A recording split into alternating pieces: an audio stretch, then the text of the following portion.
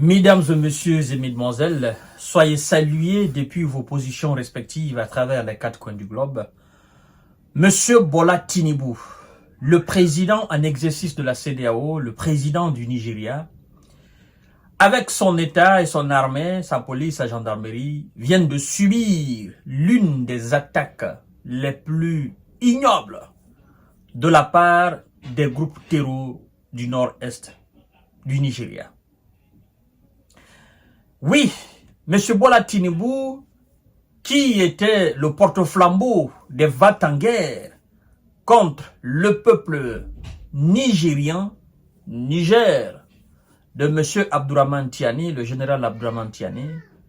Je me souviens encore, le chef d'état-major de ce pays avait fait une déclaration en rabaissant les forces armées du Niger en disant que des gens qui ne contrôlent même pas, qui n'ont même pas la capacité de contrôler leurs propres frontières, comment ceux-là vont faire face aux forces de la CEDEAO qui étaient en route pour aller destituer le général Abdourahmane Tiani et remettre le préfet Mohamed Bazoum à la tête de l'État, le préfet français évidemment. Mesdames et messieurs et mesdemoiselles, Boko Haram. Oui, ça ne va pas du tout pour Bola Tinubu, depuis qu'il est venu à la tête de cet État. 34, c'est le nombre révélé. Ils se sont attaqués à un village, une communauté, et ils ont mis le village à sac. Ils ont rasé le village. 34 personnes ont été envoyées au repos éternel. Monsieur le chef d'état-major de l'armée du Nigeria, vous qui avez à l'époque sous-estimé les forces du Niger, et tout dernièrement d'ailleurs, vous étiez au même Niger, vous vous êtes entretenu par le chef d'état-major aussi, je crois bien, du Niger, et un certain nombre des membres du CNSP, pour voilà, faire une réconciliation et essayer de grouper vos forces afin de travailler ensemble et repousser les terreaux. Bon, quand j'ai appris leur nouvelle, je me dis, bon, pourquoi vous n'avez pas fait ça avant? Hein? Les mêmes que vous êtes en train d'approcher aujourd'hui, c'est les mêmes que vous avez voulu combattre par le passé. C'est aux mêmes que vous avez voulu vous attaquer. Et vous-même, vous êtes dans l'incapacité de contrôler l'ensemble de votre territoire. Est-ce que vous pouvez vous manquer alors d'un autre État de l'Afrique de l'Ouest, notamment le Niger, le Burkina ou le Mali? Vous êtes dans l'incapacité de protéger les plus de 200 et quelques millions d'habitants du Nigeria. Vous êtes dans l'incapacité de protéger les frontières nigérianes. Vous êtes dans l'incapacité de détecter les mouvements des groupes terroristes Boko Haram.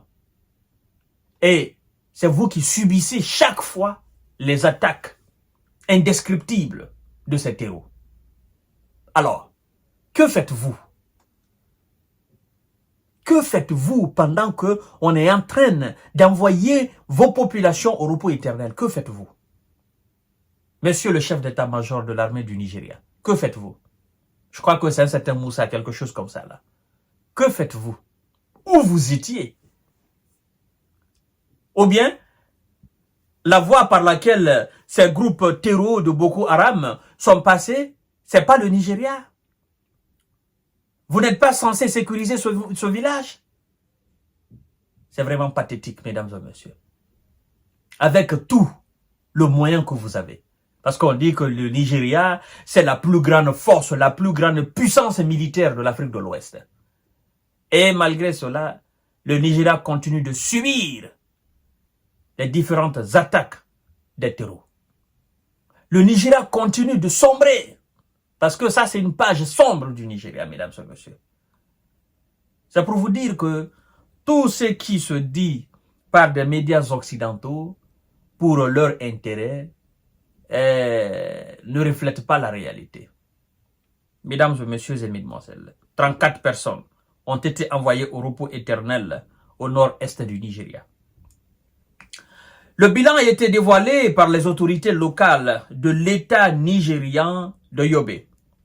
Relate Punch. Les victimes ont été, mesdames et messieurs, ils ont enterré les victimes le 3 septembre, hier. Le village de Mafa a été attaqué le 1er septembre par les membres terreaux de Boko.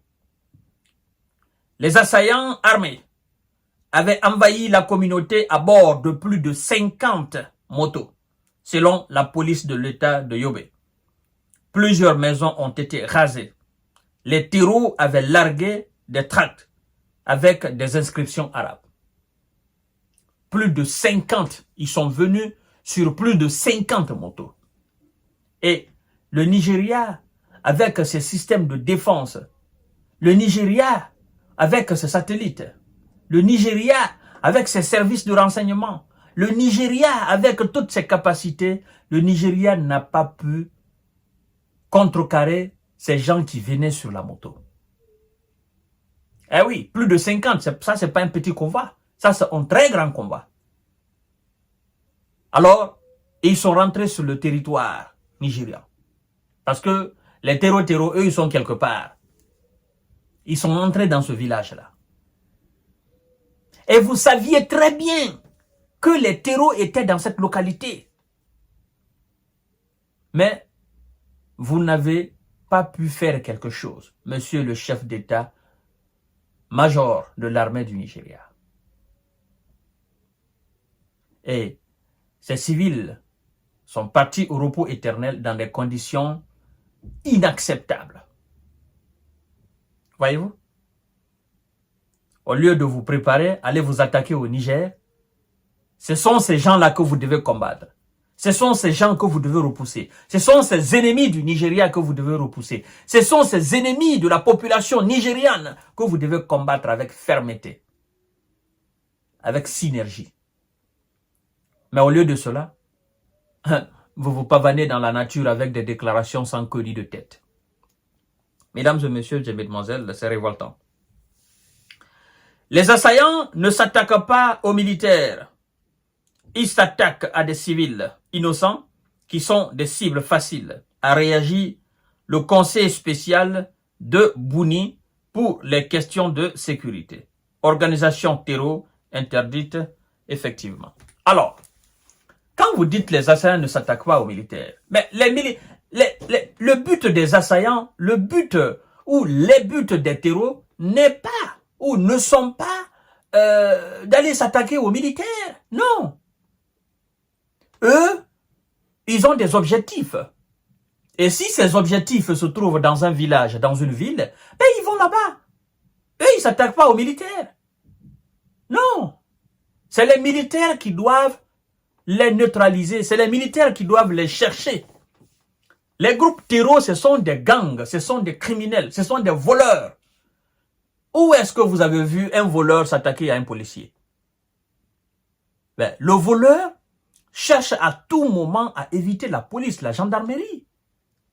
Oui, le voleur, il a son objectif. Quand il se lève pour aller voler, il a son objectif. C'est-à-dire, il fixe un endroit où il fixe une boutique ou une banque. Ben, il prend tout son temps d'étudier l'itinéraire, d'étudier les habitudes. Est-ce que la police rôde par là ou pas? C'est le même modus operandi que les groupes terreaux. Lorsque vous voyez les groupes terreaux s'attaquer aux militaires, c'est qu'ils sont coincés. Sinon, le but des groupes terreaux est d'aller frapper rapidement, prendre de l'argent, prendre les biens des gens, les bétails, machin, et quitter rapidement pour ne pas que l'armée vienne. C'est à l'armée de dénicher les groupes terreaux et à les neutraliser. Comme les vaillants soldats maliens sont en train de faire à Tezawatine, comme les vaillants soldats burkinabés sont en train de faire au Burkina et les vaillants soldats nigériens sont en train de faire au Nigeria. C'est pas de s'asseoir pour dire ils ne s'attaquent pas au... Mais ça va pas. Ils vont vous chercher pourquoi? Eux, ils cherchent pas les militaires. Voilà. Eux, une fois que leur objectif c'est atteint, ben, ils quittent les lieux. C'est tout. Alors, mesdames et messieurs, c'est vraiment dommage que ça se passe dans le pays le plus puissant militairement de l'Afrique de l'Ouest, avec une population de plus de 200 millions d'habitants. La première puissance économique, je crois bien, de l'Afrique, c'est ça, c'est le Nigeria. Et sincèrement, c'est désolant. Monsieur Bola Tinubu, son air là, vraiment, les Nigérians souffrent. Oui, ça souffre énormément.